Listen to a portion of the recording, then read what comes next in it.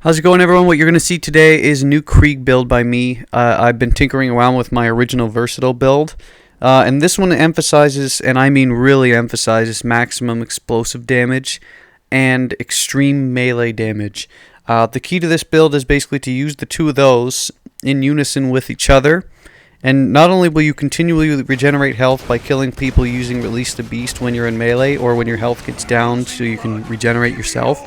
The explosive damage itself just slaughters rooms. Of course, I spec into MELEESPLOSION as well. I'll get into the gear and the shields I use first before I break down the skill tree. But I'll give you example runs per. You'll see I have a run here in the Bloodshot Stronghold. I have one in Lynchwood, and I took one through Heroes Pass to emphasize robots too. Full disclosure though, this build does struggle a bit when robots are further away, like constructors that you can't readily access without using like your buzz axe. But other than that, it's pretty strong throughout, while doing pretty much anything from melee to explosions. Of course, if you choose not to use explosions itself, you could probably just use something like any corrosive style weapon for the robots if you choose. But I find that with the amount of explosive damage that you're going to be outputting with this, and the melee, because you're going to be using Silence the Voices and all the other melee buff style skills, that you can go through almost any robot in 2 or 3 hits. So this build, other than raid bosses, doesn't really have a lot of weaknesses if you know how to play it well. Just be patient with it, and well, pick your time, pick your spots to go rush in and slaughter everyone, and sit back and look at this, just blow them up from far away. It emphasizes explosions. Everything explosive-wise is extremely buffed, so whatever weapon you use is fantastic if it's explosive-based. The other thing here is, as you can see, I'm using the Swordsplosion, which came out with the new Tiny Tina DLC, which is basically a Torg E-Tech shotgun that shoots what's basically an explosive sword. And when it hits its targets, it's like a MIRV grenade. When it hits the target, it damages the target, but then it explodes and spawns 3 new explosives. 3 new explosive swords, which also damage the target. The thing is, you want the casual prefix with the Swordsplosion, because then you have 3 swords that get shot per 2 bullets consumed, and each of them spawns another 3 swords, so you have 9 explosives that end up exploding around the target. It's pretty good for long-range targets, and it's also good in continuing the damage between actually shooting your shots. So it's probably my new favorite shotgun for the moment, but I mean, you can use a Ravager if you don't have it. The Ravager is also extremely damaging. The key to this build, again, quickly, is to take your time. I use the magic missile grenades. You can use storm fronts, and you can use other explosive MIRV grenades. So you're not limited there, but I like using the slag ones because the 3 times damage multiplier. You throw in slag, everything's slag, and then you just explode the hell out of them. You can usually one-shot just about anything with slag as long as it's not, you know, a super badass enemy. But your grenades, you can use pretty much anything. Just be careful when you're using explosive grenades that you don't accidentally blow yourself up in the process. But again, yes, the key to this build is to basically use your explosives from medium to far range. And then when you're low on health, or if you accidentally rushed in too quick, because you're spec'd into melee as well, just continually go back into Release the Beast, regenerate your health, output an incredible amount of melee damage, because it's basically a melee build with explosions. Clean up the mess and begin the process again. So I'll break down the skill tree for you here, all the points that I use. In Bloodlust, I use blood-filled guns for the increased magazine size, which complements explosive weapons pretty nicely. The next I expect in a Taste of Blood, which is max reduction of, I guess, 50% damage reduction for when you're in Buzz Axe Rampage. So it ends up pretty good. I like that. The other thing is I use Blood Overdrive here. It's a kill skill. Killing an enemy gives 2.5% more melee damage, and it reduces the fuse time per stack for a short time, so it's a kill skill. Any melee damage increase is nice. Bloodbath, of course, since it's an explosive build.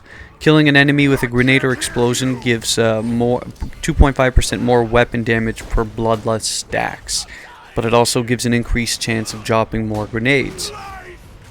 Very nice skill to have. Bozak Bombardier, no-brainer, nice explosive buff there with all of the explosive skills. Fuel of Blood, another kill skill, killing an enemy with a melee attack gives an extra grenade damage stack buff. So you, again, nice complementary skill. And of course, my favorite, MELEESPLOSION. Kill 1 or 2 enemies in a line, and next thing the room is cleared. Great skill, probably my favorite in the game.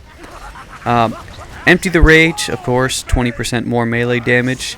An additional 50 plus when your shield or magazine is empty. So, again, nice skill to have here. Feed the Meats, 50% max health addition, plus 2.5 cent shield recharge delay. The thing with this is, if you use the Hide of Terra, you'll have a nice, an extra amount of roid damage. But the thing is, I basically use this for the melee increase, or for the health increase. I use the Love Thumper because it's a low maintenance shield, and the actual roid damage between that and the Hide of Terra isn't a huge significant difference. You could still 1 or 2 shot just about anything anyway with either shield, and it's one less thing to worry about if you don't actually have to continually worry about the Hide of Terra being needed to be down. The other thing is you could use the antagonist shield, which actually gives the nice deflection bonus and homing slag balls. So if you choose to use a different grenade mod instead of the magic missile for slag, you could use something else. So it's pretty nice there. I just threw this extra point in Embrace the Pain again to keep the 7% fire rate increase and a little bit more shield recharge delay, but you could throw that point elsewhere if you so choose. I chose Light Diffuse for this. You don't have to choose Light Diffuse if you're going through, say, an area with a lot of robots, because it won't be highly effective unless they're slagged. But, again, I like it because of the explosive buffs, because of, again, Strip the Flesh. 15% more explosive damage and an additional 15% fight for your lifetime. And that's also buffed with Redeem the Soul here, which just gives you an extra 50% fight for your lifetime.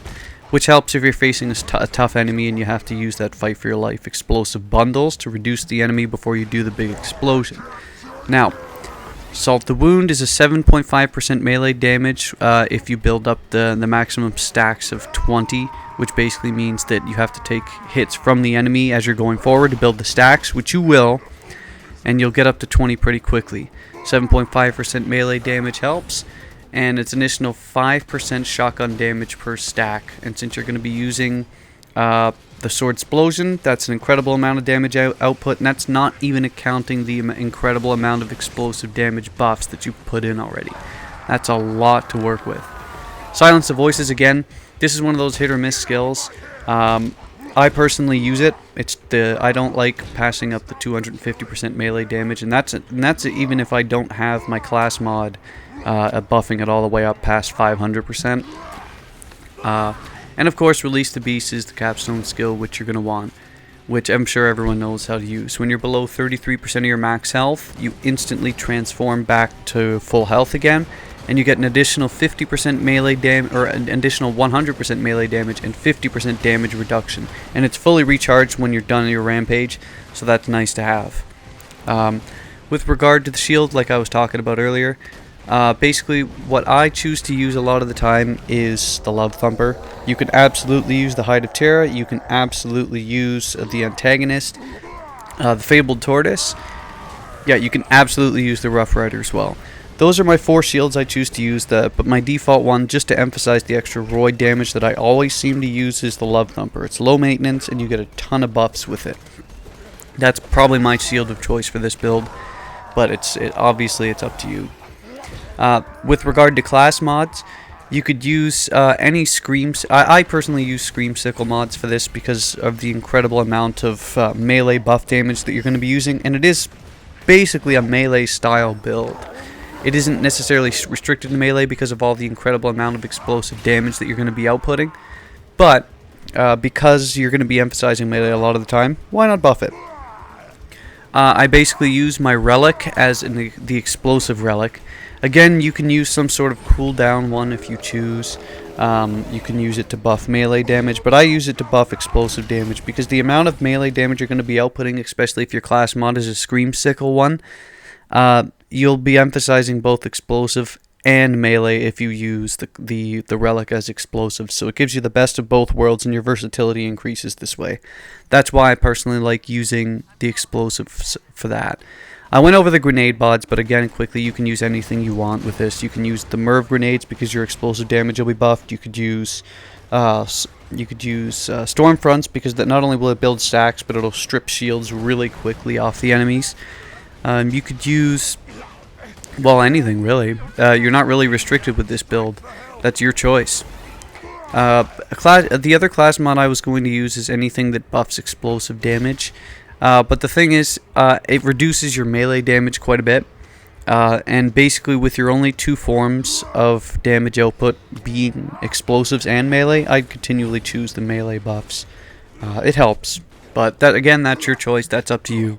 But I'm telling you, any com or class mod that actually buffs explosives or melee is extremely helpful.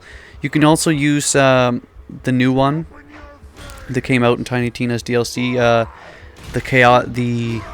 I believe it's like the chaotic monk class mod, which dramatically increases critical damage and fire rate if you choose to sit back and use your weapons more instead of actually using melee.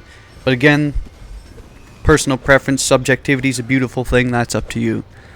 Hope you enjoyed the build.